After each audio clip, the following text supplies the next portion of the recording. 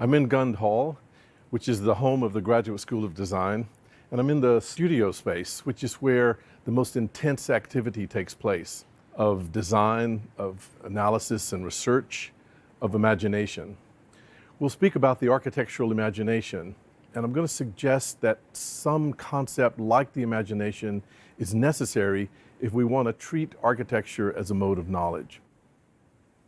The classical philosophers said, the soul never thinks without phantasm, which is to say that thought needs a material image, something to carry the thought. So we begin to think of the imagination as bridging the gap between perception and understanding. What's implied is that there's actually a space in the mind where the work of picturing takes place. The imagination is different from other mental processes like perceiving or remembering, insofar as to perceive something requires that something has to be there. And that's not required of the imagination. And even to remember something, the event or the object or the person, it had to have already been there in order to remember. But the imagination creates its image. The image isn't there until the imagination produces it.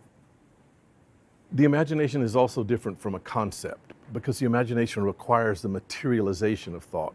For example, I can conceptualize freedom. I can even explain to you what freedom is as a concept, but it's very difficult to show you freedom. In order to show you freedom, I would have to construct a picture. I would have to construct a scene. Then I could help you imagine freedom in that materialization, in that scene, in that picturing. So we should think of the imagination as the capacity for producing images, the mental capacity to picture things. And what we want to show is that there is a specific kind of imagination, which is the architectural imagination.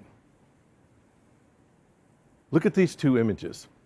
Let's say you know nothing about them. You don't know what their function is, you don't know who their patron was, you don't know where they are, but you can already start to compare them nevertheless.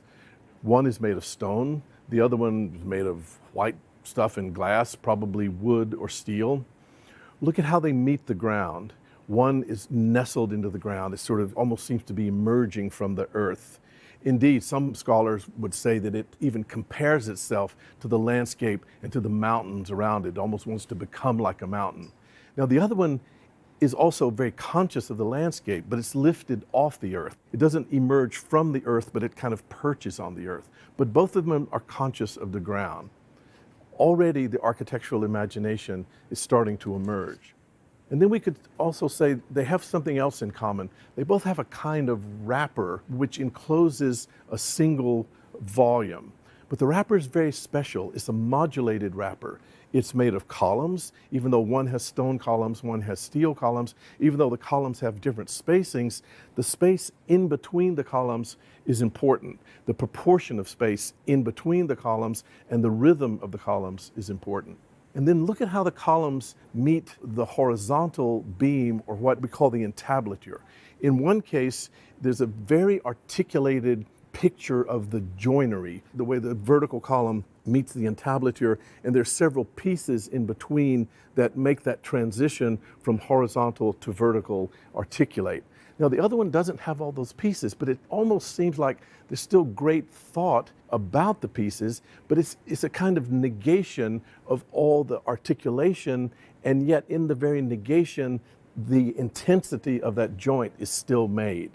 So what do we have? They're both empty rectangular volumes defined by a wrapper, and the wrapper is articulated by columns and space which have a geometry, a kind of geometrical proportional system.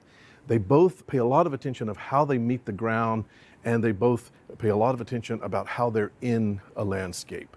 So what has happened is that we have constructed, and what has started to emerge is a very particular kind of imagination that is purely architectural. It's independent of the materials, it's independent of the function, it's independent of who paid for it, and we have adapted a set of assumptions about one building to a set of perceptions about another building. We've worked across those two buildings.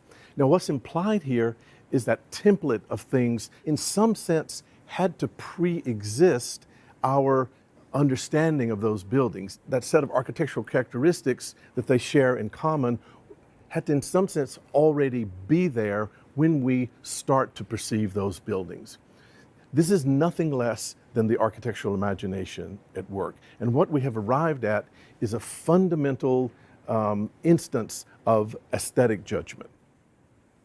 In the comparison, that set of assumptions emerged, and it is as if it pre-existed in order that you could make the comparison in the first place. So what's happening is that, let's say, a very old building is shaping our perception of a very new building, but also that more modern building is shaping our perception of the old building. And it seems as if that template of items and assumptions that we made about the wrapper, about the ground, about the landscape, it seems as if those assumptions pre-existed our perception.